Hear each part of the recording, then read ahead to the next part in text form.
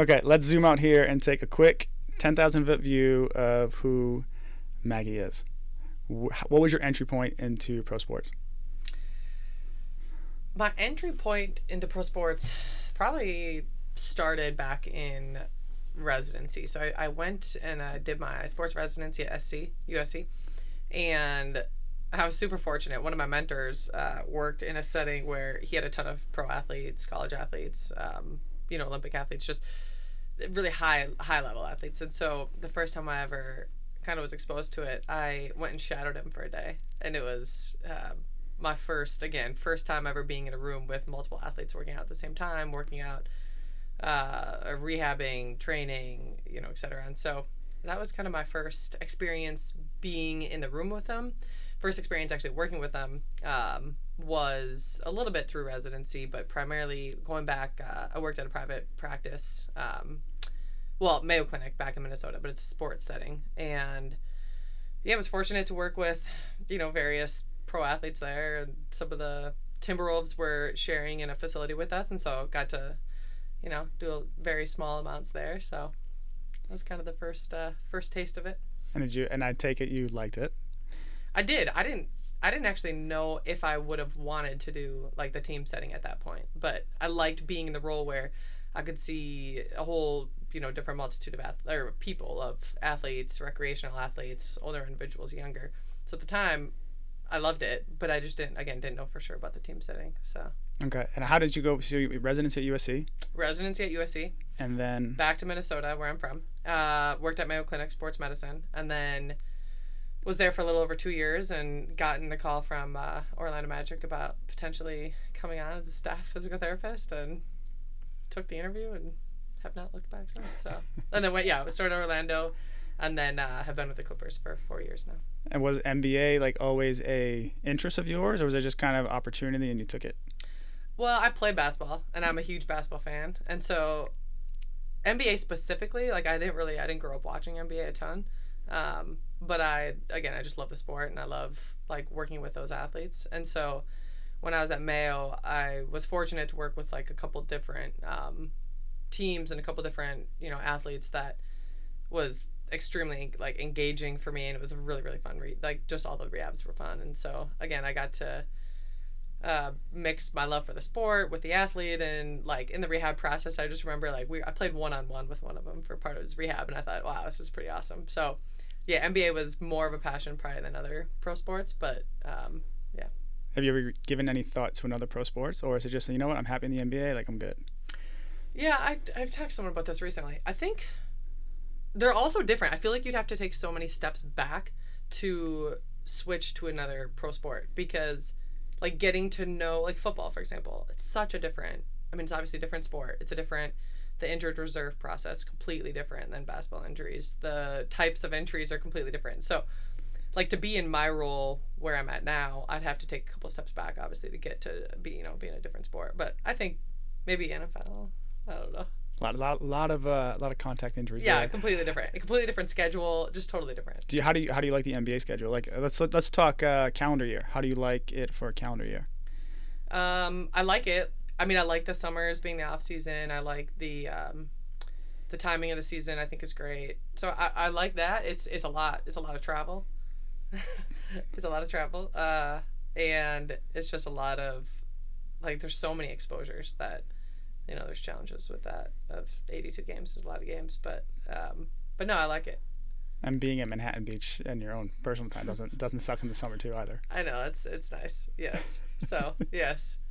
And then coming up here, like we are in February, and we have All-Star Weekend coming up. I've never been to All-Star Weekend, but I know you and I were catching up pre-show about what it's like. So, what is All-Star Weekend like as a practitioner going there?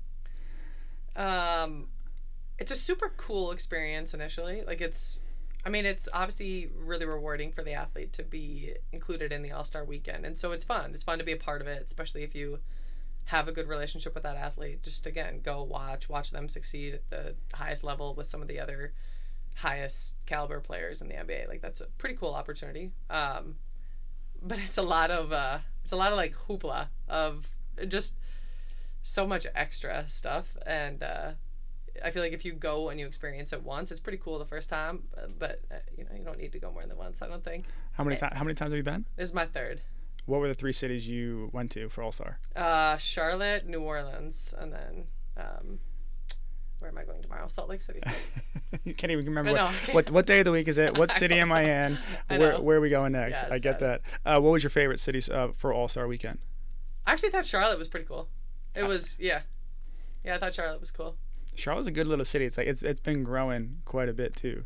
Well, the hard thing about All-Star is Uber's like impossible. And when we went, it was February, and so it was like rainy, and so every time we'd have to walk because I mean it was just it's a lot. It's a lot.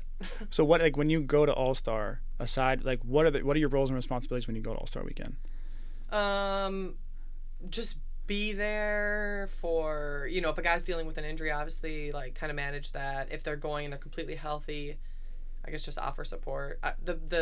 You know, the first time I went, completely healthy, it just kind of was there. It was there to support pre-game treatments, which is pretty minimal. And then just be there in case anything, you know, God forbid anything happens. And then, you know, if someone's kind of dealing with something, like, I've done treatment outside of just the game, and again, just kind of be there for medical support and Moral support too. Moral support, emotional, you know, that's all. Yeah. I get it. It's nice having a familiar face with you as well. Like, I get that component of it too. Yeah. Like, what's aside from that, what the tasks and duties you have to do, like, what else is there for? Do you get to enjoy any of the festivities, the other competitions, games that? Yeah. So that's cool because once you have a credential, you can go to any of it. And so we have a player this year in the Rising Star game and the All-Star game. And so I'll be at both of those games, obviously. And then outside of that, like the Saturday night events are going to be pretty cool, like the 3-point, the dunk. So I went to them the first 2. I don't know if I'm going to go this year. I might not. But since I'm going to 2 games already, Friday and Sunday, I might take Saturday night to, you know, see some other people and get out a little bit. Salt Lake City, yeah. Yeah, in Salt Lake, you know. Are you guys staying in Park City or Salt Lake? So I'm staying in Salt Lake, unfortunately. Okay. Yes, there was debate, but Park City is a little bit of a trek, and it's supposed to be not great weather, and so I felt like going the safe route of staying in Salt Lake, because one of the athletes that I'll be with will be in Salt Lake, the other one will be in Park City, so, you know. I get that. Yeah. What, like, this would be 3rd one, right? Mm-hmm. Do you have, like, a favorite memory or favorite experience so far being at All-Star? My first one was my first year in the league, and that was kind of a surreal, like, I was in the locker room with the player before the game, and certain players were in there that I was big fans of kind of growing up, or not growing up, but like the last, 10 years. And so it was just kind of, again, a surreal moment being in the locker room, like sitting right next to just certain players and like just being around it. I think that was a pretty cool. And then you do, like, they have like media availability in this practice and stuff, and I remember I took some videos, actually. It's funny because I was just looking at them of like players that I know now, but like I didn't know it back then, and it's just funny to see like what you find exciting your first year, and then so that the first year was pretty cool. And now you're kind of like, you've been through it, like, okay, I've been through this before, I'd rather just have my weekend to myself. But yes, now it's All-Star break is a commodity that I wish I had to could take advantage of some time off, but it'll be good. Were there any other moments during that first year where you're like, ooh, like, welcome to the league, this is kind of it for me? I mean, well, again, I think the locker room. So Steph Curry was sitting at his locker, and I was a big Steph fan. And the player that I was with was like, "Go say hi," and I'm like, "I'm not," and it was this moment of like, okay, I'm not a fan anymore. Like this is my job, and I'm there for work. But it was just a funny moment of like the two worlds kind of colliding. Of my previous fan, a little fan struck of this player, and I'm in the locker room, sitting right next to him. It was just a very surreal moment, kind of. But never would have thought you would be actually sitting next to the person you're idolizing on TV. Yeah, exactly.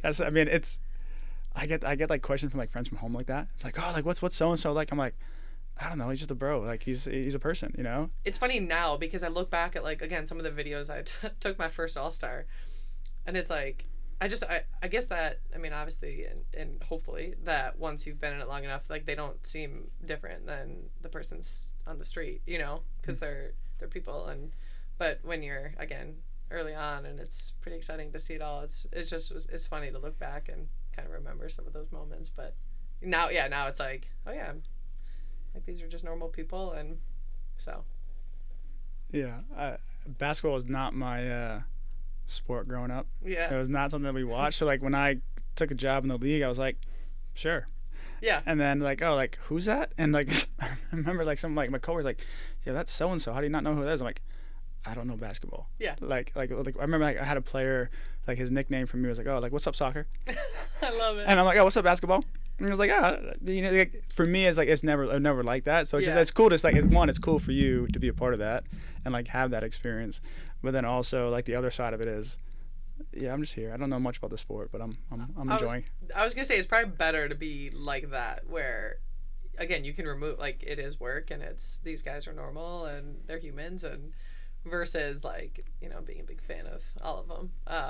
But that's funny, yeah, to not really be a huge, like, that's the thing, they kill me all the time because I don't really, again, know any historical NBA stuff, and so all the players are like, who's the, you know, leading scorer ever before LeBron, and I'm like, I don't know. I don't know much about the past NBAs. So, yeah, they make fun of me too. No, I get that. Trust me, I put my hand up and say, yeah, that's me on our side too. Yeah. I was like, oh, yeah, I don't know who you guys are talking about. Yeah. Adam, how do you not know who that is?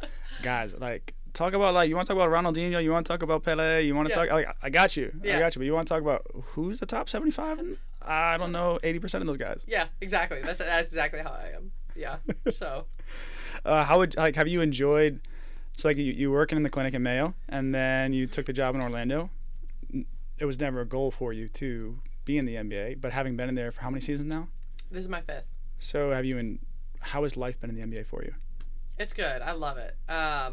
It's so different than I first thought I was gonna experience. So, again, I liked the clinic where, you know, I did some research. I was a clinical instructor to students. I mentored in the residency. I saw patients. I saw athletes. So it was just, I did so many different things. I still had weekends. I still had nights. And I was back home with my, you know, near my family and friends.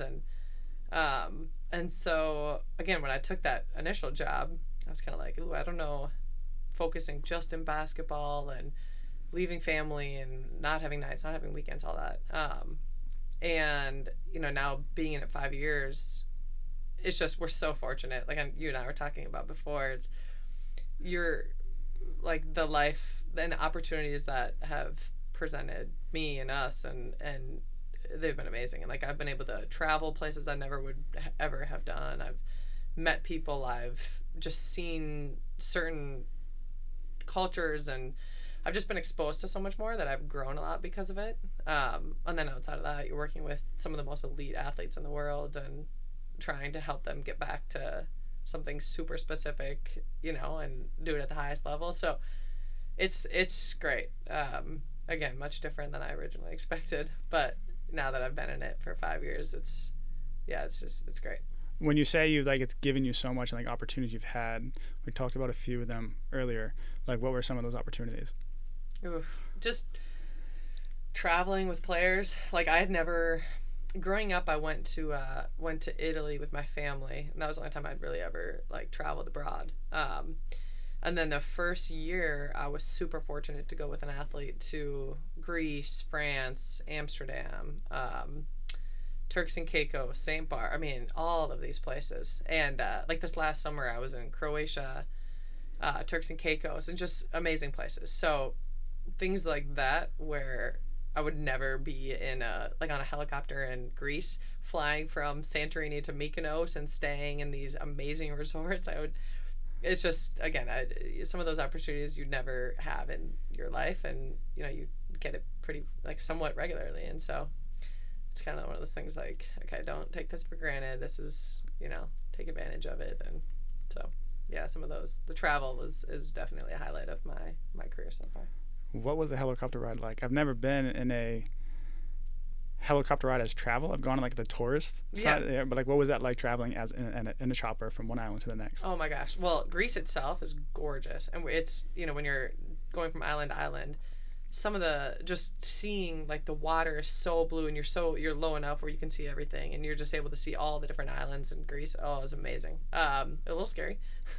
I'm a little scared of heights, and you're like right there, and you have these exact things on, and it's loud, and there were only three of us in the helicopter, and so it was, again, pretty intimate setting of you're pretty close to the water, you're in the air, but it was really cool. Really cool opportunity. So when you're doing all these travels, right? Like, yes, you're there for it sounds like more fun than actual work. Like, let's just be real.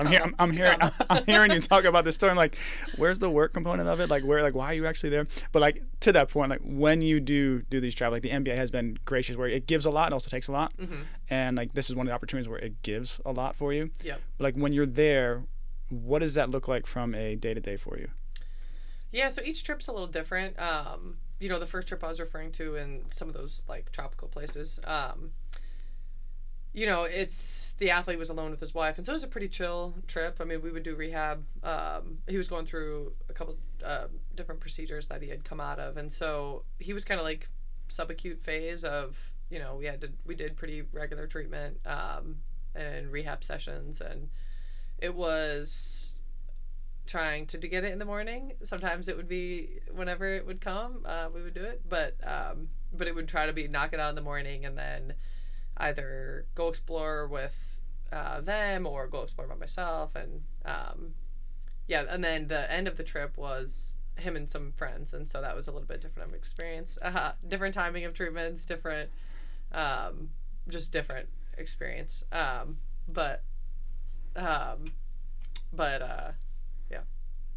And then, like, were you responsible? Like, were you coordinating all the logistics of it, or is that kind of like him and the athlete and their team, the club and their team? Like, how did that work? No, it's amazing. So I just go, and I just am a captive audience. I'm there. I'm going wherever they go, and his agency was fantastic, as well as our team of just setting everything up. So dinner. I mean, this last trip we went on, this last year we went St. Bart's, I think, and every dinner was set up, every lunch was set up, and we would kind of just get in the taxi when it was time to go. And like the day events, took a yacht one day, just all this different stuff, and it's all set up. So the drivers are always there. The plane was, so yeah, it's a pretty great situation to be. Have you flown on a private jet?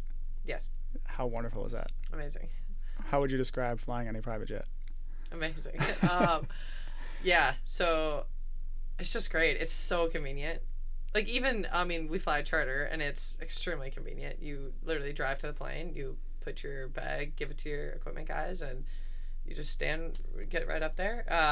It's no different, but the private that I was last on, there was like full beds.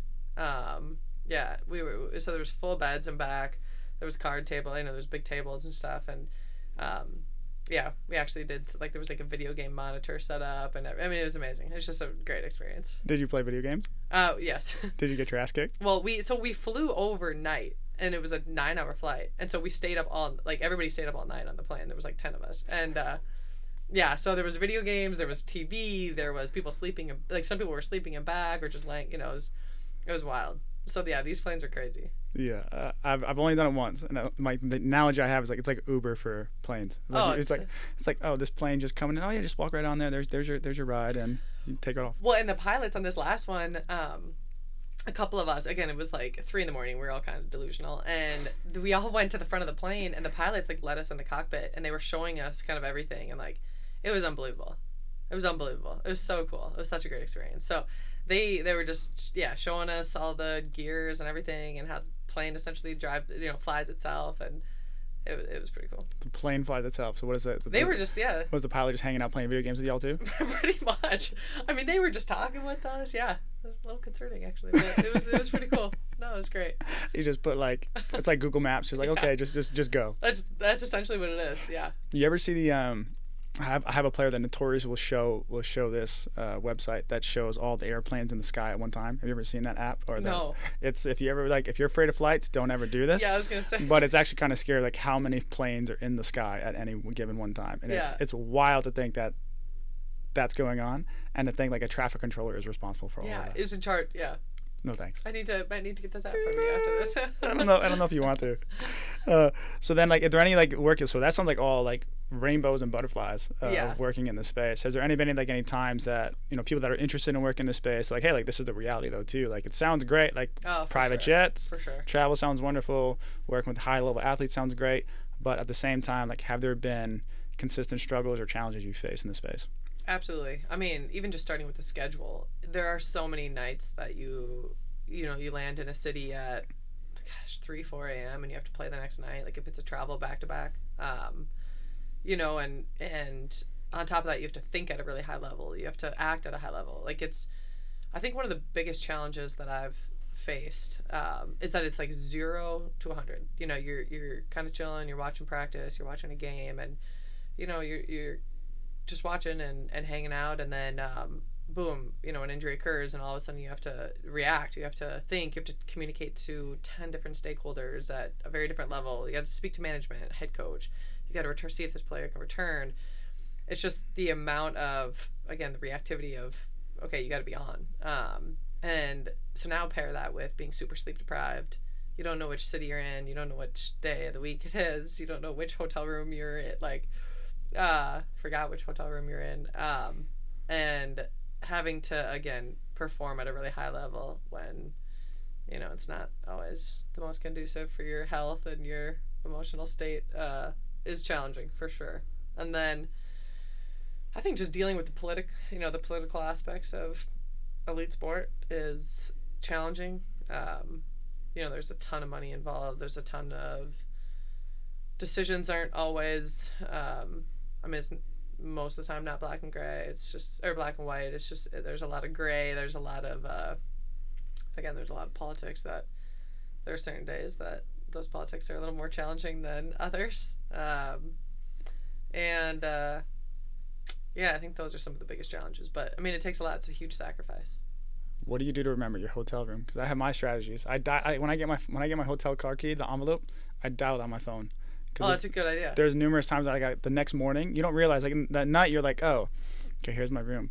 But it's the next morning when you're sleep deprived. You have no idea what city you're in. You go downstairs to get breakfast, or you go outside, and then you get in the elevator like, shit, what floor am I on? That's so true. And how many times have I actually put in the floor or the room number of the last hotel I was in? Oh yeah. And I've gone and like tried my card key. I'm like, 1532. Why isn't it working? 1532. Oh, that was last night's hotel, not this hotel. Oh my gosh. So I dial it on my phone. That's so smart. So I don't do anything. So this year I've actually been, knock on wood, have yet to be like, okay, what's my hotel room key? Last year, multiple times. I mean, there was one I had to go back to the front desk and ask. My name is Maggie. I work with the Clippers. I actually don't know which room I'm in. Can you help me? But I should probably come up with a better strategy. Oh, yeah. Or like what day of the week it is. Just always confusing to me. The only time I know day of the week is honestly when it's football season. Yeah, because then Okay, exactly. college football. If there's college football on, okay, it's Saturday. Okay, yep. NFL's on. It's either Sunday or Monday, most likely. Yeah, right. So I kind of have an idea like what day of the week it is. But other than that, like now that the Super Bowl just happened, like these next at post All-Star break, you're kind of like, yeah. No, basketball's really the only sport going on right now. So. I'm just here. Yeah, don't know which day of the week we're on. Well, like when you alluded to when an injury goes down, like you got to go from 0 to 100, mm-hmm. right? Like 10,000 foot view without sharing all the world's best secrets. Like, what does that process look like for you as like director of rehab in this space? Yeah, I mean, so if it's during a game or during practice, a lot of times, player goes down, bring them back to the training room or whatever, safe space you can get away from the fans and the crowd, and evaluate their injury, and then from there communicate to number one, to the athlete, to the stakeholders, and then essentially risk reward of, okay, can this athlete return, and then if not, how are you going to acutely manage it, and if they can return, what functional tests, what functional screen are you going to make sure they can go through prior to returning, and then if they can return as well, what modifications, like are we going to add heat every time out, are we going to put them on the bike in between, are we going to just what different factors do we need to also be aware of when they return, and then again, just communicating after that to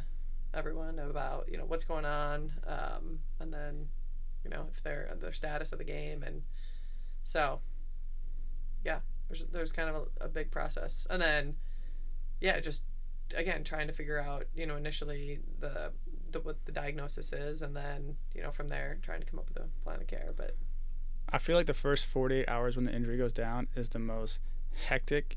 Yeah, like you talk about 0 to 100, it's like 0 to 120. yeah, Because the things that like my coworker will say, like we move mountains those first 48 hours, which in the normal population, I want to say normal, the general population, if you need to get an MRI, you need to go see your general practitioner, then you got to go see a specialist, then you got to get a follow-up image.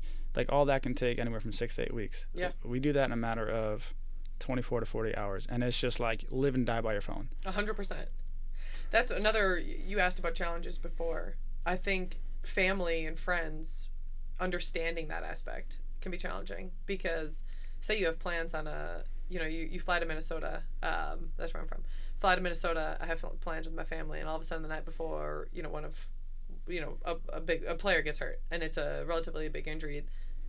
Your entire next 48, like you said, your next 48 hours is now completely different than what you had planned. And so it's just, you got to be so flexible and so ready to just adapt to whatever comes. But yeah, those first 48 hours are hectic, and it's a lot of stress. It's a lot of, again, trying to remove all the emotion from it and just stay as objective as you can and communicate what you know, and but be careful on what you communicate. So it's a lot. That's probably the biggest thing that I think newer clinicians in the MBA or newer PTs, whatever it may be, that I would imagine a lot of people, it takes a long time to get comfortable in that space, because there's so much information that's coming at you, and you got to disseminate that information and how you do it and when you do it, and it all is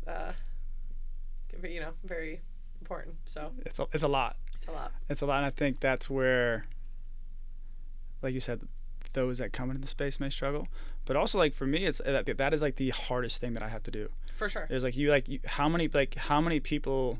I had one coworker one time say the analogy of like information is power in those first couple days, because people want to know, especially in our space. Sometimes that happens with a very high profile individual, not only just in this sport but in this country, right? Mm-hmm. And so like there's people come out of the woodworks wanting information. Yep. And it's like trying to like you alluded to, who gets that info, when do they get that info, and also trying to just keep yourself sane. Is like, okay, is this really that important for this stakeholder to have this right now, or is it like, hey, I need to just press pause on you and I need to get to this other person right now? Absolutely. It's like, it is the most challenging thing, and I don't know if you, like, how do you prepare, like if someone to ask you, okay, they come into this space, how would you prepare someone for that?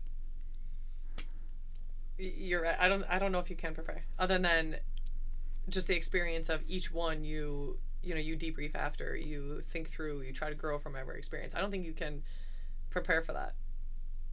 At least I mean, trying, I guess, when you're, whatever setting you previously come from, trying to, go out of your way to communicate to whatever stakeholders involved, and, the athlete you're man. I don't know. I don't think you can. It's a lot. It's a lot.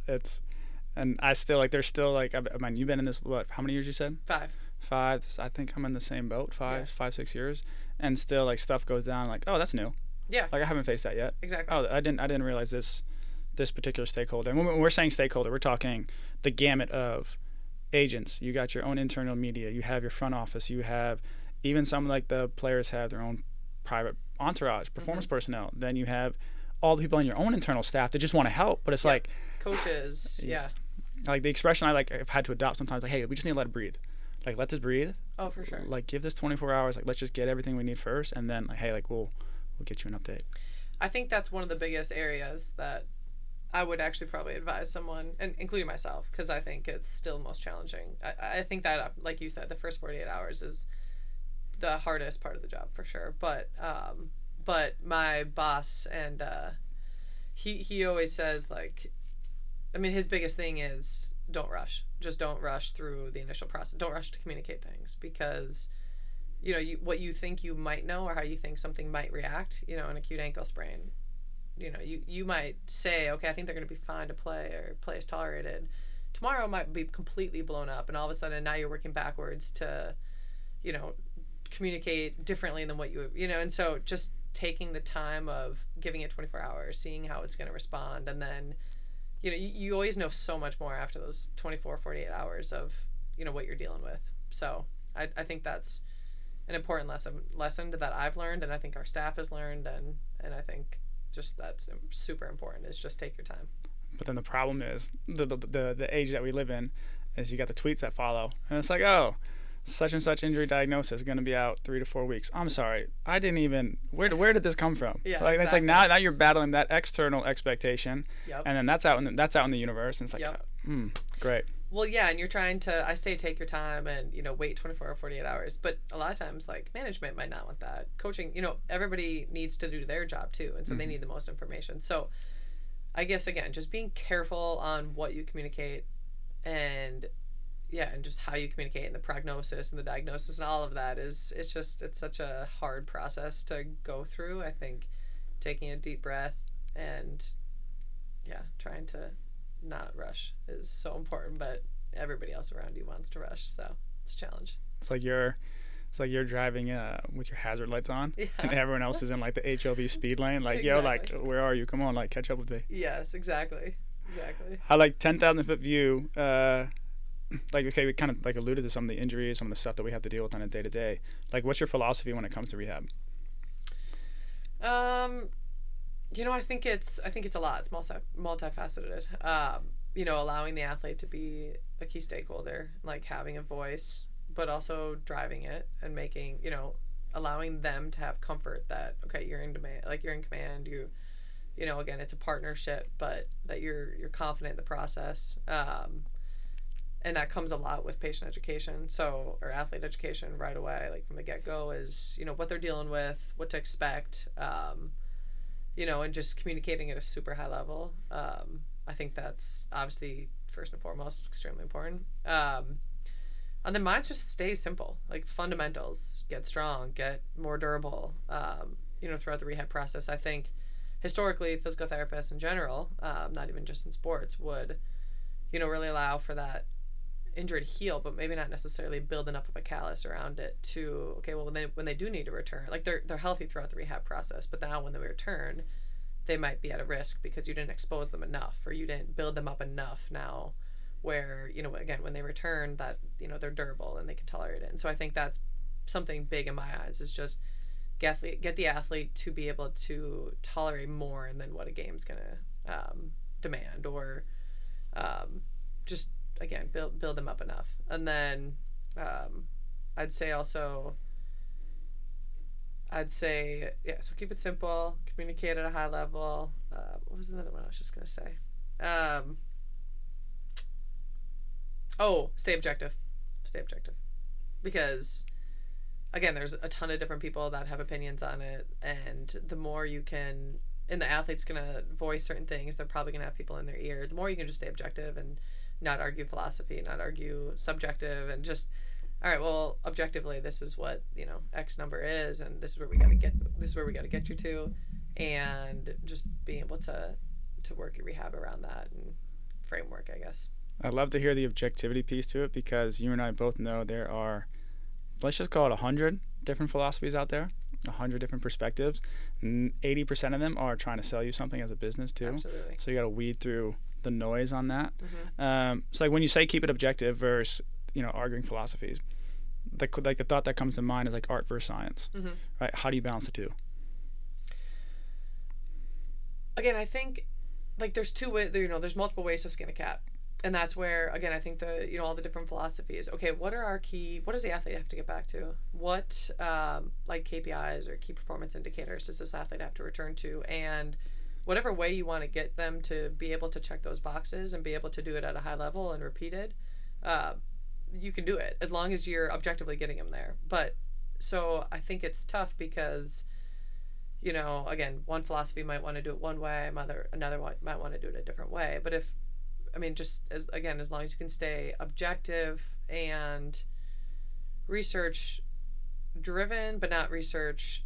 Research is hard in our population because it's an elite athlete. A lot of research isn't dictated toward extremely tall men playing 82 basketball games, and it's just it's hard. And so I think, again, there's an art of it of it's not black and white. There's going to be a ton of gray. trying to stay as objective as you can, but also having room for the gray and being able to just pair the two. And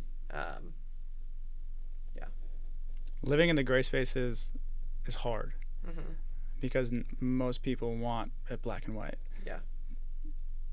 Like what I guess, like, I'm curious from your perspective, how do you ask the right questions, or how do you manage that space with not being like, almost like having a spine to it as well? Like you gotta like be willing to say like, no, we're not doing this because of this and this, but it's a soft science and it's gray. Mm-hmm. Like how are you managing that gray space? Yeah, so like if an athlete wants to do something and you don't necessarily agree with it, or you want, is that what you're asking? Yeah. I think there's always give and take. So you have to have the athlete buy in. So you need, you obviously educate them on maybe why doing something is going to be beneficial for them, to get them to buy into that process. But I think there's give and take of still allowing the athlete to have a voice, and still, they know their bodies really well. They've done this or some of them have done it for a long time. And if they have done it for a long time at a high level, like sometimes what they say does carry weight. And, it might be, again, not what you agree, but as long as you still get in what I think is the most important thing, and you allow them to, you give them some of what they want as well. But just try to pair the two as much as possible. Like still, if a guy wants soft tissue treatment, but they have extreme quad weakness on a post-op knee, or whatever it may be. Okay, yeah, we can do some soft tissue. This is why we could potentially do it. But, we really need to make sure to load. Like it's not gonna, what you want might not completely take away from what we want, but pairing the two together and trying to find a way to get it all done, and still allow the athlete to have a voice and get some of what they need, but then allowing us to, put in there what we want. Put in our 2 cents too. Yeah. It's hard because you got a guy that's been in the league for 15 years, mm-hmm. future Hall of Famer, maybe an all-star. This is how he's been doing things for the last 15 years. You come in hot, like, no, this is what the research says. This is what I know. This is what, like, I'm a doctor of physical therapy. I spent my time doing this. And then they come at you and be like, nah, just give me the gun and stretch. Like, I'm good. Yep. Right? That's a very real situation that happens. Very real. And then, like, where do you find your success or happiness when those situations happen, realizing, I spent all this time and energy into my own craft, but I'm not actually doing what I want to do? Yeah, that's a very real situation. I'd say part of the struggle in this business and the challenge of this business is you do have guys like that are, I'm 13-year vet, I've been an all-star 10 times, and I've done this, and I've, et cetera, et cetera. And I just want to stretch and go out there and hoop. And like, okay, that might not be what's best, and that might not be, but the biggest challenge is how do you build that rapport and get that buy-in where eventually you can slow drip? Because I think if you come in too strong with some of these guys, everybody wants to change something they're doing, and they obviously enjoy what they're doing and the way they're doing it, and it's created a lot of success for them. But I think just educate them as much as you can on why doing it a different way might be beneficial. Knowing when to educate, like knowing when to have those conversations, knowing when to push back, what battles to fight, what battles not to fight, and yeah. And then again, just hopefully over time, if you can, drip feed certain things in, and even if it's, you get a certain percent of change couple year down the road, then, that's a win in some extent. But yeah, it's a challenge for sure. Has there ever been a routine, a habit, an intervention where it's been thrown at you and you're kind of like, really? That's what it is? That's what's going to be successful? Have you ever found yourself in those situations and even thinking, this is what's working? Yes, absolutely. Well, you're saying that has actually worked that I never thought would? Yeah. Yeah, probably. I can't think of one off the top of my head, but I mean, there have been situations where an athlete's asked for certain modalities or something that literally makes absolute no sense. But there's definitely, I believe, a strong mental and emotional, like if he believes it is going to help and he's still doing everything else you need, sometimes I'll do it, you know? If he believes it's helping, he's doing everything I ask otherwise, then, and we have time to do it and it's not going to take away from anything, then, you know, it might be something we implement. So it reminds me of like baseball superstitions. Yeah. It's like, what do they do before pregame? Yeah. It's like some of those pregame routines, like, oh, this is okay. Sure. Yep. It's crazy, right? I know. I can't think of any that I've been like shocked about and then it has actually worked. But again, I've just had athletes ask for some wild things that it just does not make sense at all. And but in their mind it does, and it's aided the process, and I've included it. So yeah. Do you have to?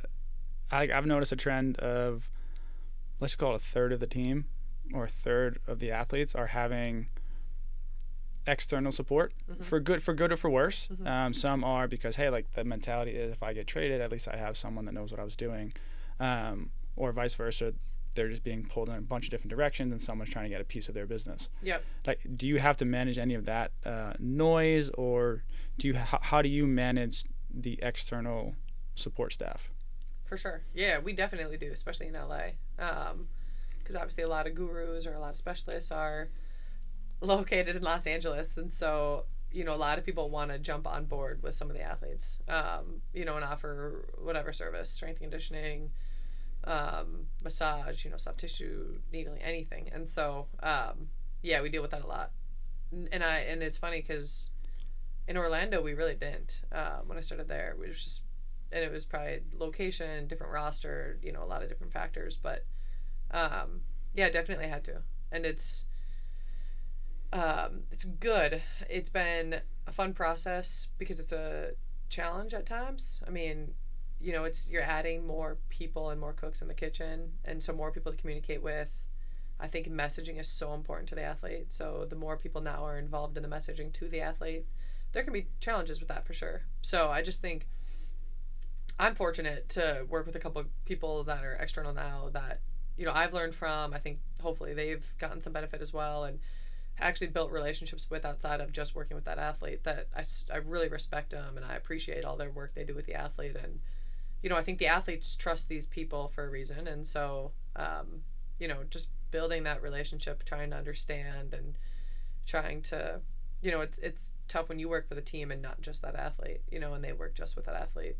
It's just, you got to find ways to communicate at a high level and, again, build the rapport, build the respect, and try to learn from them too. And I think it can help you, you know, as a clinician, but it can definitely be challenging at times. How can it be challenging? Again, I just think the messaging, like especially, you know, a guy's dealing with hip pain and what I think it might be, and I might communicate, and what they think it might be, and then now that person's, and all of a sudden that athlete's getting multiple different messages on what's going on how to treat it, on how to manage it, on you know, best type of treatments and best person, and just all of the messaging. It can just be so challenging because as you know, in this business, especially the more politics involved, messaging is huge, and it can completely sidetrack a really, really good process, or it can, if you're all on the same page and you're all sending the same message, it can completely build buy-in. And so hopefully you've built up enough of the rapport with that person that, you know, when you are managing a situation with an athlete or with the agent, and there are multiple people giving a message, that you're on the same page, and that, you know, you're doing it for the athlete's best, you know, you're doing it for the athlete, not for any other, you know, personal gain or anything else. And again, just challenging. So that's the biggest thing I've seen, is just, yeah, you speaking the same language and both of you are there for the athlete. I get that. So like with all this, being in LA, you have a lot of gurus, like you said. Mm-hmm. You've also been in the league for several years. You've been around a lot of great practitioners too. If you just think like the access you also had to from resources, right? There's another like we talk about things that the league gives us. It gives us access to a lot of stuff that you may not, if you're working in private practice, you may not even hear of. Mm-hmm. So if like I think about this, like those that don't have the opportunity to be in our space and the access that we have, you know, if someone's looking to upgrade their health, their performance, their training, what advice do you have for them? I'd say, and they're not in our world, I'd say just going to as many, you know, trying to do as much Con Ed as possible, and not only for just the learning aspect, which obviously is a huge gain, but also from a networking perspective, and getting FaceTime, and then taking advantage of, whatever sport or population you want to work with. Anytime you get, like for me, I knew sports was what I wanted to be in. I just didn't know, again, if I wanted to be team setting or, et cetera. But when I had basketball players come in, or when I had athletes come in, I would really try to communicate at the highest level to people in their sport, or, with their coach or with their training staff, and learn from them on, how you can best help, and just kind of offer a hand to help somebody else who might be in the sport or in whatever setting you want to work in. And then just using that kind of as a way to network, instead of, the email asking, how did you get a job in the NBA? I want a job in the NBA, which can be beneficial as well. But I think, just again, offering to help at a conference, going to conferences, having FaceTime with people involved in a setting you want to be involved in, learning at the Con Ed, just all of that. I think it's important. Trying to volunteer, again, whatever setting it is. I think that's big. Is that how you got tied into writing for that book? What was the book you wrote for? What was it called? I don't actually know what it was called. Basketball and sports medicine, I think it was. Basketball, something about basketball and sports medicine. No, I just got a text asking if I would like to be a part of it, and I said yes. So, Amy, Arundale, I can't really say her last name. She's awesome, but she's a stud, and she reached out, asked if I'd have interest in helping write a book on ankle sprains in basketball. So I think you might know a little bit about how to manage an ankle sprain after. I've had a few of those in my career now. I've actually had a lot of personal ankle sprains as well, so I'm like, this is great. Oh, wonderful. Hit it from both ends. Yeah, exactly. Oh, God. Another like big picture question I have for you. Like we talk about like wins and losses like relative to the team, but like you and I work in an environment where you don't know what city you're in. You don't know what's going on. Especially now, like February, we're just like ready for All-Star break to come in. Like, how do you find your wins throughout the year? Yeah, for me, it's funny because everybody loves cities based on the hotel or the nightlife or just all these, for me, it's like something that I really, really enjoy doing in every city is going for a run or a walk whenever you get there and just totally exploring the city. And whether it's that day or the next day.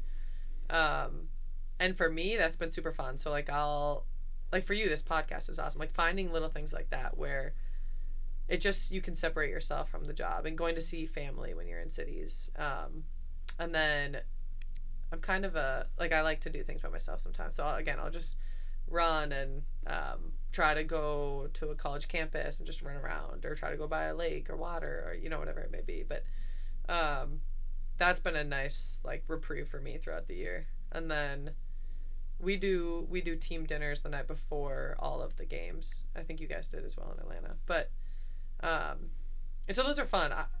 Sometimes I go, sometimes I don't, just based on treatment or whatever my schedule is. But doing things like that, which the day-to-day becomes a grind at times, and again, you're halfway through the year, you don't know which city you're in. Those are the fun times where you get a nice meal and it's thankfully covered, and you're with a bunch of people that hopefully you really enjoy working with. And so just doing things that's like that for me has been helpful. All right, ready? I do the same thing, go for a walk or run. Yeah, I love it. Okay. Top 3 cities that you enjoy going for. Oh, Boston. Okay. So I always go to Harvard and back. Okay. It's great. Did you do the stairs, the football stairs? No. Oh, sometimes you can do that. Go and run the stairs at Harvard football field. Need to add that to my little and they are brutal. Really? Oh, I can imagine. Oh, yes, they are. Okay. So Boston, Miami, the Brickell. Oh, yeah. Run around the water. Yep. That's a good one. Yep. Miami, Boston. I like New York. This last time I went down by the water as well. We stayed in, I can't remember where we stayed, but, we stayed at the same place you guys did. No, you guys stayed in Times Square. Oh, yeah, Nomad area. Yeah, okay. Nice run by the water. I'm trying to think. They're definitely, Washington, D.C., Georgetown, running by all the monuments and stuff. Yeah. It's it's nice from Georgetown to run down there. It's great. I like D.C. is a good one. Yeah. Do you have different ones? Boston's hard for me because I always see people. Like Okay. I grew up in Okay. the Northeast, so Boston is like the boys are out. And it's like okay. Yeah, you're probably not gonna go for a run. No. And the next morning, like you have all intention, I'm gonna go for a run. And like, That's no, not happening. no. So Boston, not for me. Miami, yes, I love that run in Miami because it's Yeah. always warm out too. Oh, it's like, great. like sometimes like you're just in the.